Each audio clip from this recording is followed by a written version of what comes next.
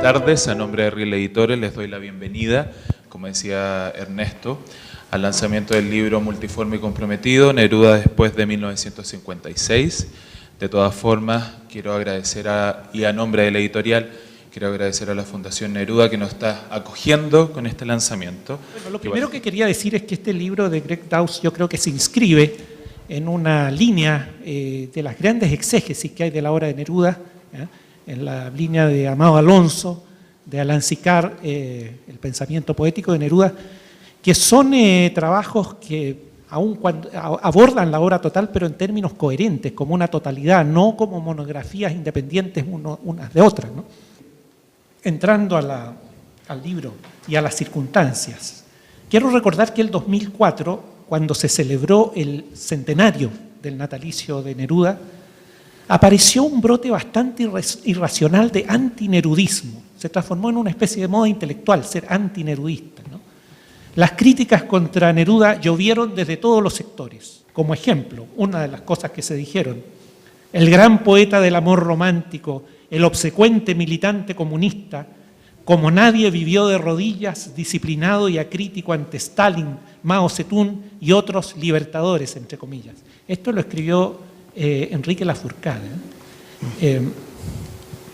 Ya en sus memorias Neruda había dicho, se había hecho cargo de esto, aunque esto fue bastante después, ¿no? Escribió Neruda: muchos me han creído un convencido staliniano, fascistas y reaccionarios me han pintado como un exégeta lírico de Stalin. Nada de eso me irrita en especial. Todas las conclusiones se hacen posibles en una época diabólicamente confusa. La íntima tragedia para nosotros, los comunistas, fue darnos cuenta de que en diversos aspectos del problema Stalin, el enemigo tenía la razón. A esta revelación que sacudió el alma, subsiguió un doloroso estado de conciencia. Como se darán cuenta, el poeta habla aquí de la tragedia, del dolor, de los remesones del alma, ¿no?, que verdaderamente él padeció. Entre estos dolores está la culpa, por ejemplo, que aparece en los poemas, como lo destaca Greg en muchos capítulos, ¿no? El libro de Greg Dawes se hace cargo de la complejidad de este proceso y deroga, entre otras cosas, las imágenes estereotipadas del Neruda comunista. Traza la trayectoria del poeta siguiendo, a través de su obra, su evolución política, estética y personal entre 1956 y 1973.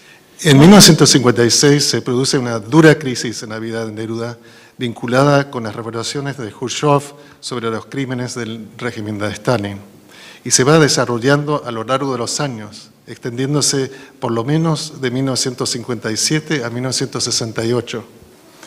En un inicio constituye una internalización del choque psicológico que afecta toda su vida, entre otras sus convicciones políticas, su concepto de la individualidad, su percepción de la amistad y su compromiso con Matilde. Todo intento de enfrentarse y desplegar la crisis en la vida privada se vuelca hacia afuera en su obra, reflejando así una catarsis de parte del poeta, y busca la manera de desahogarse en sus poemarios. En este sentido podríamos decir que no hay época más marcada por la presencia del sujeto poético que esta, y por la presencia de lo autobiográfico en su obra. Así, la crisis de 1956, que tiene un impacto afectivo desde el punto de vista interpersonal y deja una impresión definitiva en cuanto a la relación con la soledad, la muerte y la naturaleza, y más aún una huella imborrable en su cosmovisión política, se inicia con Extravagario, pero no empieza a estabilizarse hasta Memorial en Isla Negra, y no se resuelve momentáneamente hasta Incitación al Nixoncidio y Alabanza a la Revolución Chilena.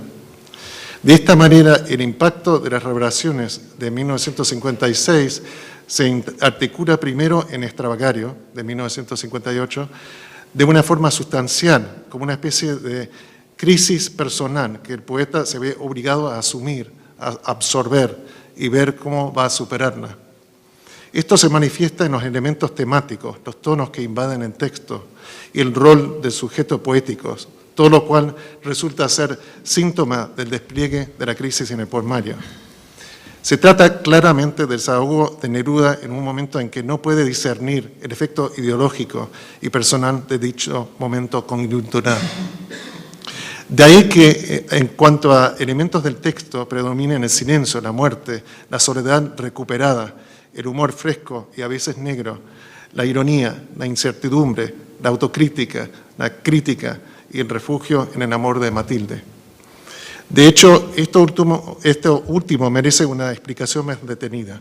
Desde 1956 en adelante, la relación vida amorosa política sufre una inversión que hace que Neruda considere el amor por